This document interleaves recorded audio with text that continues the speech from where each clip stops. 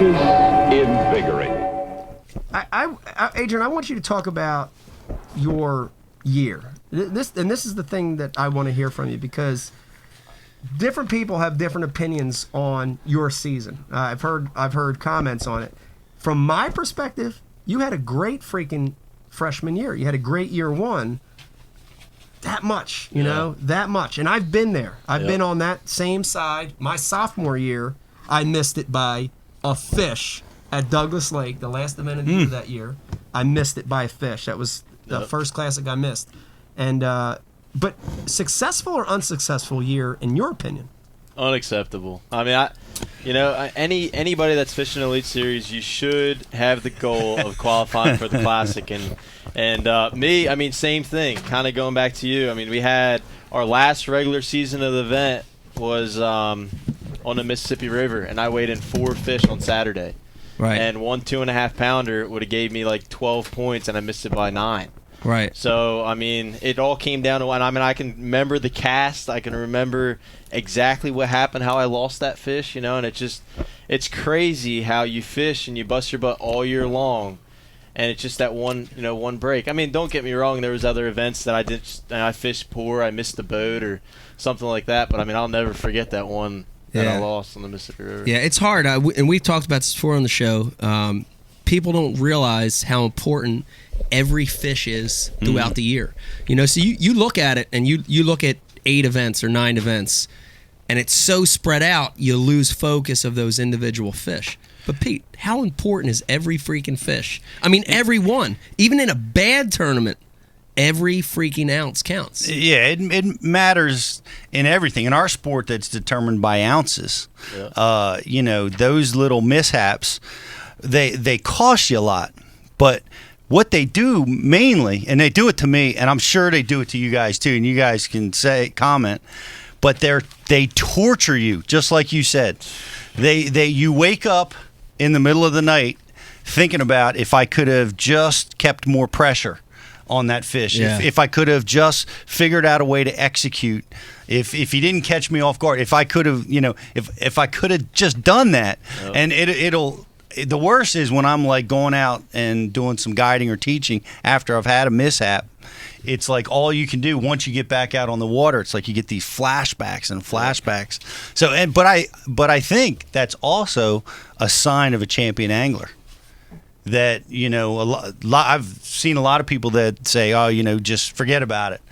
I don't know anybody super successful that just can blow that out of their mind. I mean, for me, it's a constant torture. Yeah.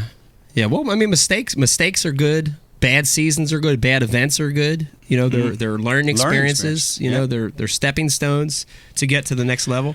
But again, I want to tell you that, and I know you don't think you had a great year, but I think you had a good year. Yeah. Like, look at how many, and Dave, comment on this, because you're a fan of the sport. You watch it. How many freshman anglers into a circuit just totally freaking lose it, you know, and they're in the hundredths. They're at the very bottom of the pack. Their freshman year. Spun out. Dead spun out. And you didn't do that. In fact, you were in position several times this year to have a shot to win. I felt like you were. Yeah. I think you had a few of those chances. Yeah, and I mean, honestly, I get the chills thinking about it. And there was a couple times that I really felt confident going in, but when it all came down to it, there was 3 tournaments where I just missed the boat. And you can't have that, especially in a season that's only 8 or 9 events. Right. And that's what really hurt me. You know, I had some really good events that kind of outweigh them. But at the end of the day, you can't have those subpar finishes just because they're so hard to catch back up. But, I mean, coming into it, my goal was qualifying for the Classic, Rookie of the Year and all that. Drew Benton, he had one incredible year. Good season. Unbelievable fisherman. And I mean, I wish I can have some of those days back, you know, but I'm really looking forward to next year. I feel like I started to build some momentum. I learned a lot this year. Every event, you know, you learn a lot. And tell me, Adrian, you had 3 baits that helped you last year. And you can only, you know, look at a season as a whole. Pinpoint 3 baits that were key to your season last year in the elites. Yeah, and one of them was actually something that we went over. The Zika rig. NEKO. Okay. Yeah, and It's just a nail-weighted worm, Yeah. straight tail worm, and you guys use Senkos, I use the Berkeley bottom hopper a lot, but that was one. That's like a confidence booster bait. If you're struggling, if you need a bite, you need your fifth fish, and it's late in the day, you tie that on, you throw it around, you get bit. It's one of them. It's just no matter what time of year, it seems like, especially high pressure situations where a lot of times we're out there fishing, we're fishing around boats. The fishing's not always good. That's just a way to catch more fish. But I crank a lot of square bills. I caught a lot of fish this year on a square bill. And I'd probably say like a bladed jig were probably my top 3. Yep, like a chatterbait style. Yeah, chatterbait. Chatterbait style jig. Yep. Yeah. So 2 coverage baits and kind of a cleanup finesse bait. Yeah. Yeah. And for me, it just seems like the elite schedule this year revolved around shallow water. Those are all shallow water baits pretty much. But I had to have to say, reflecting back, those were definitely the 3 that made a little money this year. Yeah, and they're good baits. I'd put that in probably those 3 you named would be in my top 5 from last year as well.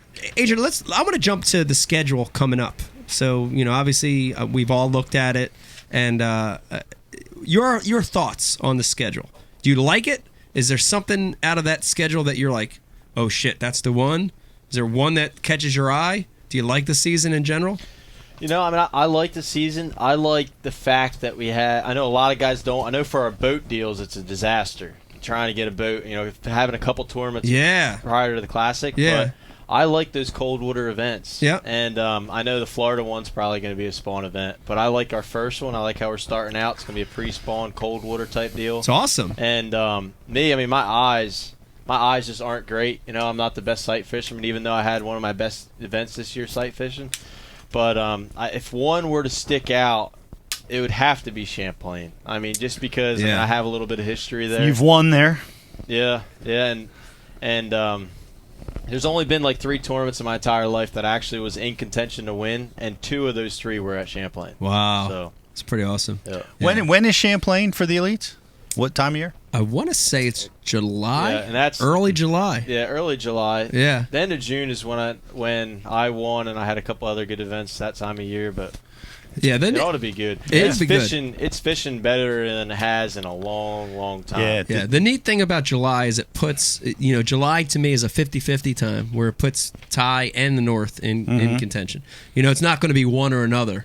In July, it's both of them are equal opportunity. Right. And that's going to be great because it's going to spread our field out, which is what we need. Yeah. And like Adrian said, the Bass Open, it took 18.5 pounds crazy. to make the top 12 cut. crazy. And I've never seen it go that high. It was 17 pounds to get a check.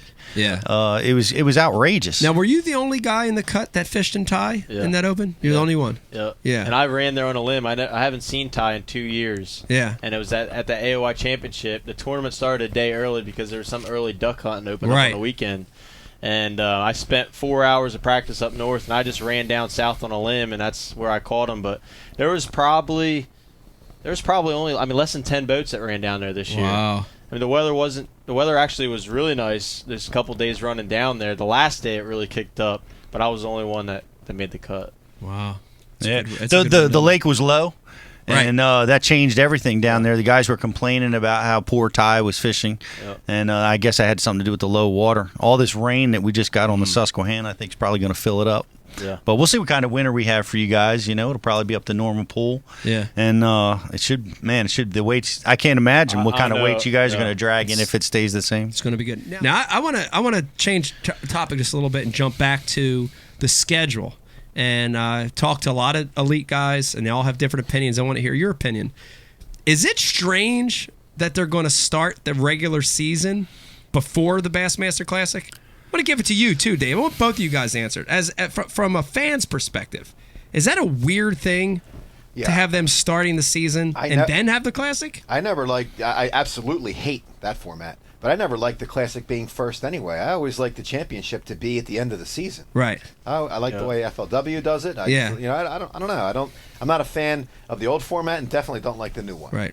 What do you think, Adrian? I agree to that. I'm not one that qualified for it, but how I feel, if I qualify for the Super Bowl of bass fishing, I want to dedicate all of my time into qualifying, and after you qualify, put in all your time into homework and to research and to preparing for that event. Right. Now when you throw 2 events before the Classic, Yeah. if you have 1 or 2 bad events and you have a wrench into one, all of a sudden your confidence is down. Yeah. You don't have that time that you could be out there pre-practicing. Right. So I feel like, kind of like what you had mentioned, if it's at the end of the year, that's good.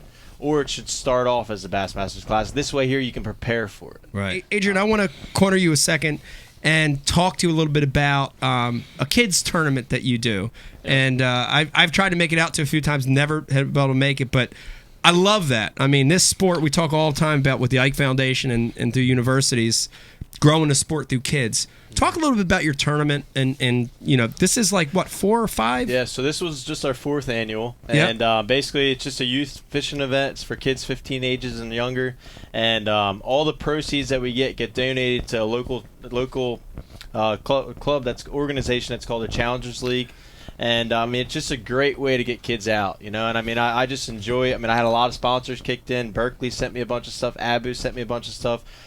Tackle Direct, a lot of people kicked in, and it's great because when all those sponsors kick in, all those kids go home with something. Yeah. You know, they all catch a lot of fish. I mean, South Island Park, I mean, I think we had something like 90 kids this year, and they caught over 400 fish. Wow. So that's a lot of fish, and a lot of them are catching their very first one, and it's just, I mean, That's awesome. That's the future of our sport. You know, Yeah. I'd use the hashtag all the time. The youth is our future, because I mean, it's the truth. And I mean, I know you get a lot of people on the social media reach out to you, and it's just one way for me to give back. You know, I mean, I definitely hands down owe everything I have and where I've come to a lot of the local companies in our area to really jumpstart my career.